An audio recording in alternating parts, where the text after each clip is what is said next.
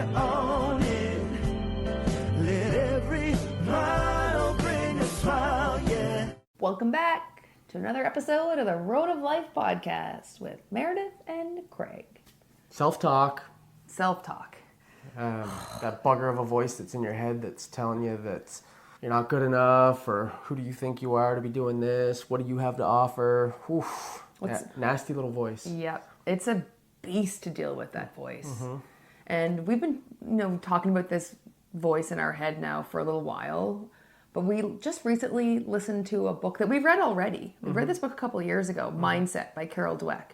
And it talks about the difference between a growth mindset and a fixed mindset. And it was an eye-opening book for us a couple of years ago when we first read it. We got a lot from it. Yep.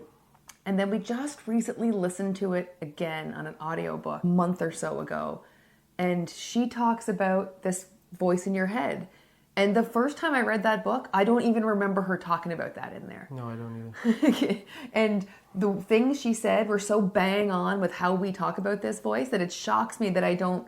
Remember that it maybe some of it landed, maybe it must have subconsciously. But it's interesting because she talked about it from the perspective of it's your fixed mindset, which is the mindset that believes we all have a fixed level of intelligence, ability, what competency, whatever the attribute is. But we're born with it, and we can't ever get better. Correct, and that gets built up in us when we get praised based on our outcomes versus our process, basically. And so I remember the first time I read the book, it really hit me hard at how we praise the kids. Yeah. So are we talking about how many goals did you score? Or are we talking about how much fun did you have and how hard did you work? And so it's been a huge, and I can remember reading the book, and then when I tried to implement it, I really struggled to find process-driven ways to praise the kids. I really struggled. I couldn't think of any. And then when we listened to that book again last month, she rattled off like 100. Like 100 of them. And it blew my mind again hearing it, because obviously I was raised to have a fixed mindset primarily. Mm-hmm. And I really did really well in school, so I got a lot of praise for that. It's where a lot of my perfectionism and people-pleasing come from. And so it reinforced for me how difficult I found it the first time to really try to shift my behavior in the praise. I mean, if you come from a background of fixed mindset, it makes sense that you don't have all of the growth mindset things to say to kids at top of mind or at the tip of your tongue, right? Yeah. Like, it wasn't the way you were brought up, or it wasn't your default setting, wasn't the growth mindset. Yeah. So it makes sense that it doesn't come easy to you. Yeah, and so it's been a struggle for me to steer away from the how many goals did you score type of, because they're seeking that praise, right? I scored 6 goals on my birthday, and it's like, well, that's great. Did you have fun? Did you work hard? Did you skate hard? It's congratulations. You must have worked really, really hard. Yeah, it's been a huge shift for that, for sure. And it came through for me so strongly this summer when we did that Olympics Day. Olympics were just kicking off, so we did the Olympics Day with the kids, and we had like the opening ceremonies, and you had created like 20 little games that we could compete in together with the kids, like little 5-minute things that we could do, and we had a trophy, and we had a medal ceremony at the end of each one, and it was really fun. But the 5-year-old, he won a few events, but he lost a few events, and he was really hard on himself. Brutal. That negative voice in his head was coming out. I could hear it. He was saying it out loud, and I couldn't believe the shit coming out of his mouth. Like, I suck. I'm no good. Nate always wins, and it's not true. Mm-hmm. Nate won some of the events. Mm-hmm. Jake also won some of the events. Totally. But Jake was like, Nate always wins. I never win. I suck. I'm so dust, which is a term I just learned. I'm so dust, which means bad. Means I suck, yeah. And so it was just like trying to reframe that for him in the moment, and he wasn't hearing it. No. He was in a state where it was like you couldn't talk to him about it. We ended Olympics a little early, actually. Jake did not get the sportsmanship award that day. But it was interesting to see his fixed mindset and the negative self-talk that he was sharing. Like, most of the time we don't hear each other's negative self-talk. Like, I don't hear usually the ticker going on in your head that's undermining you, but I could hear Jake's that day. And it sucked. Yeah. Like it was scary. It was scary. It was brutal to hear how hard he was on himself. It's really tough to hear a 5-year-old say that about themselves. Yeah.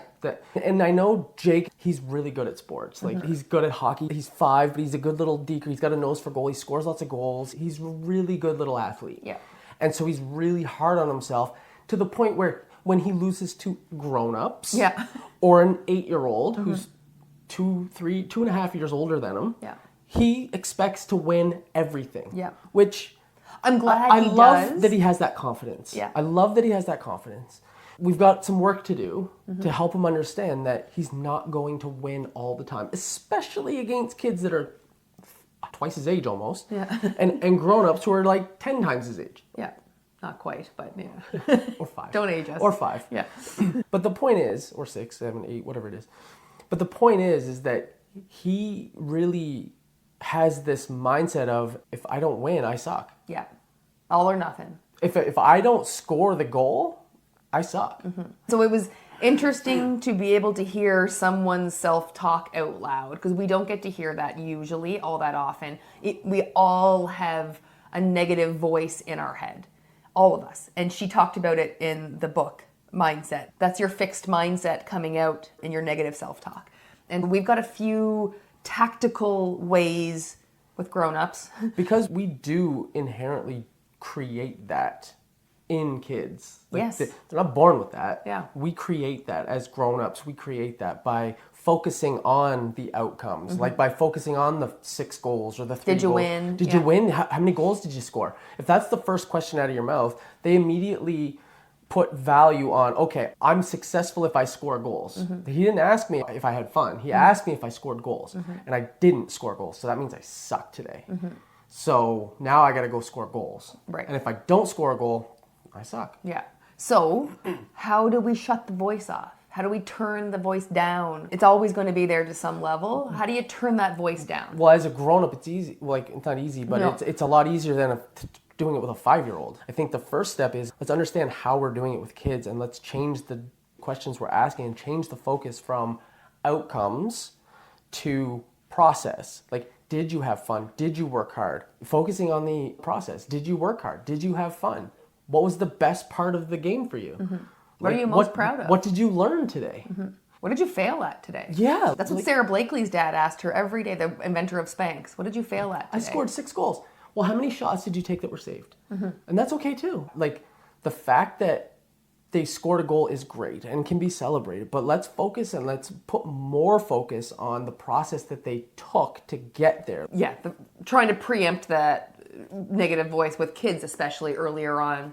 Let's attack the problem from the root cause if we can. But for us grown-ups, and this part still works with kids, but for us grown-ups, we've got that negative ticker, that negative voice in our head all the time that's telling us, like, we're not worthy, we don't deserve it, and who cares what you have to say. What are the tactical steps? What do people do step by step? How do we turn that voice down or turn that voice off? Like, get rid of that voice? For me, what works is I name that voice and I disassociate from it. Like, it's those thoughts that are trying to bring me down, they're not me. They're just limiting beliefs. A limiting belief, a limiting voice. It's this mindset. other entity that's out there that's trying to hold me back from my dreams. It's not me. So I distance myself from it by just naming it, because I'm Craig and that is Jack. And that's a different entity.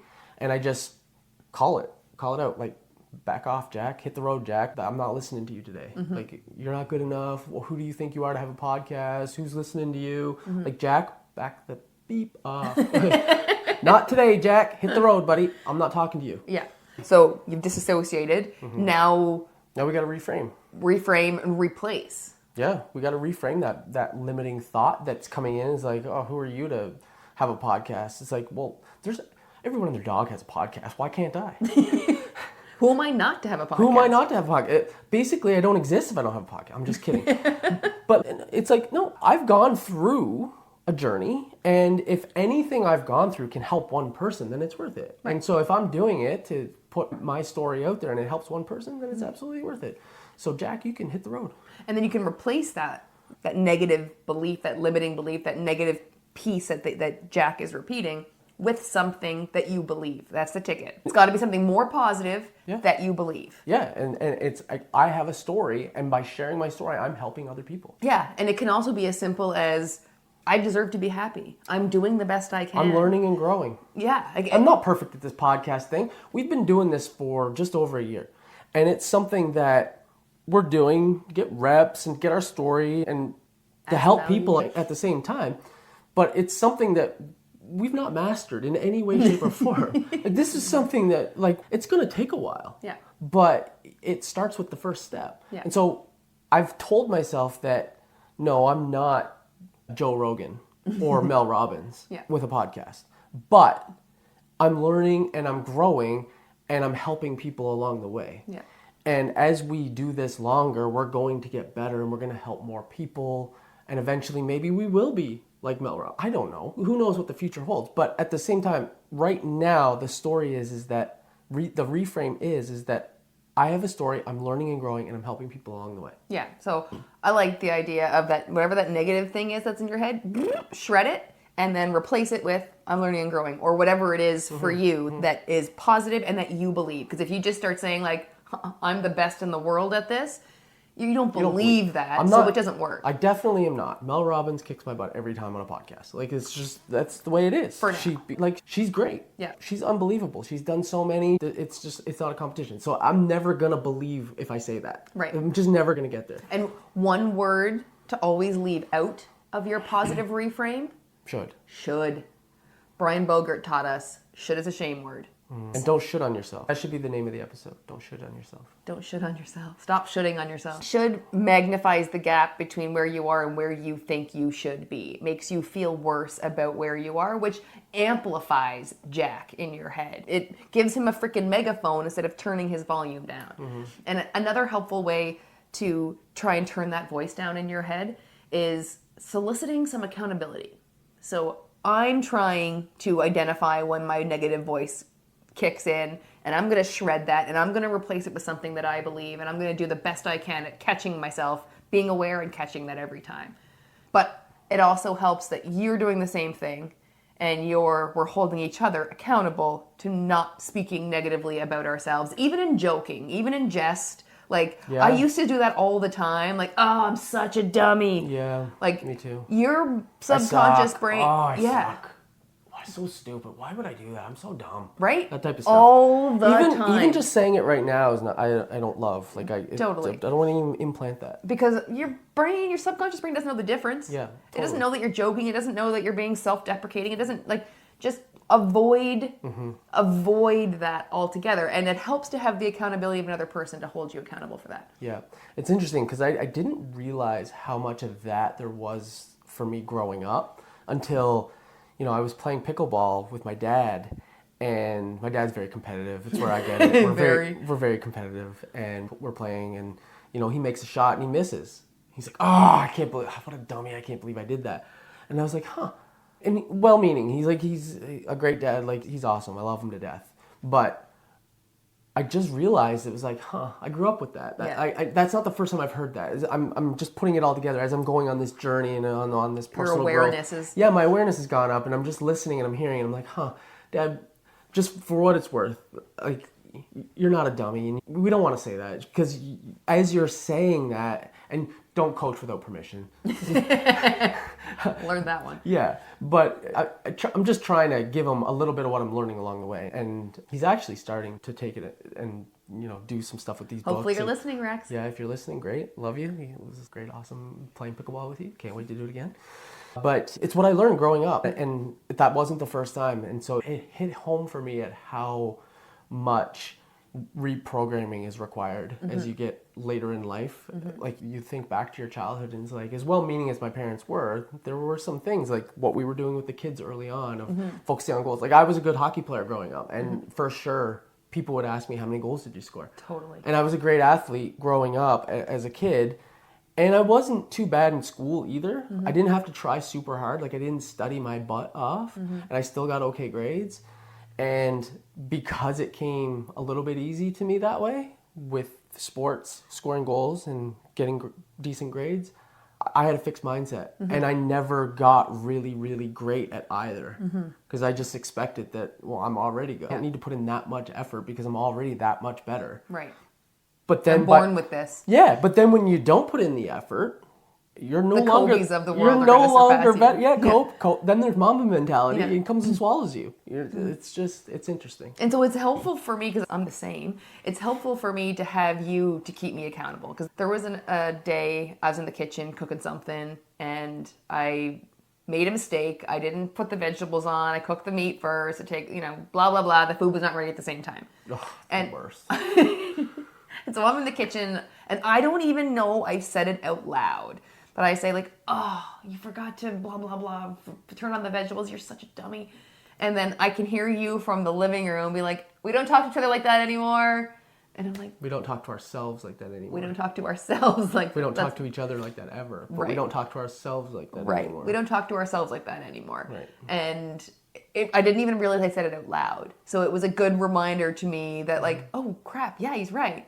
I did say that. So it's sometimes so ingrained that you're trying to be aware of it and you still miss it. So it helps to have someone else, for the times that you do happen to say it out loud under your breath, have your spouse or your best friend or your somebody to say, hey, nuh-uh, we don't do that. And when you don't have that person there and you catch yourself saying it.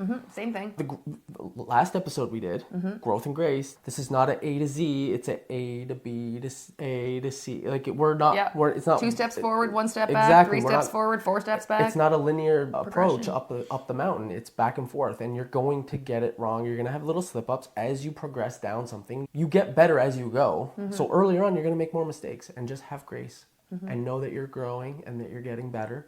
And that's all you can do. So to summarize, name the voice. Jack. Catch Jack in the act trying to talk bad about you. Shred that nonsense. Replace it with something positive that you believe. Stop shooting on yourself. And if you can get an accountability buddy, all the better. Have growth and grace for yourself. So, what's the one thing? Here we are at the end, asking the question. We had a lovely time chit-chatting with you, but what is the one thing now you're going to take in action? What's the one action you're going to take coming out of this episode to actually implement something and make a change? And with that, we will see you next week.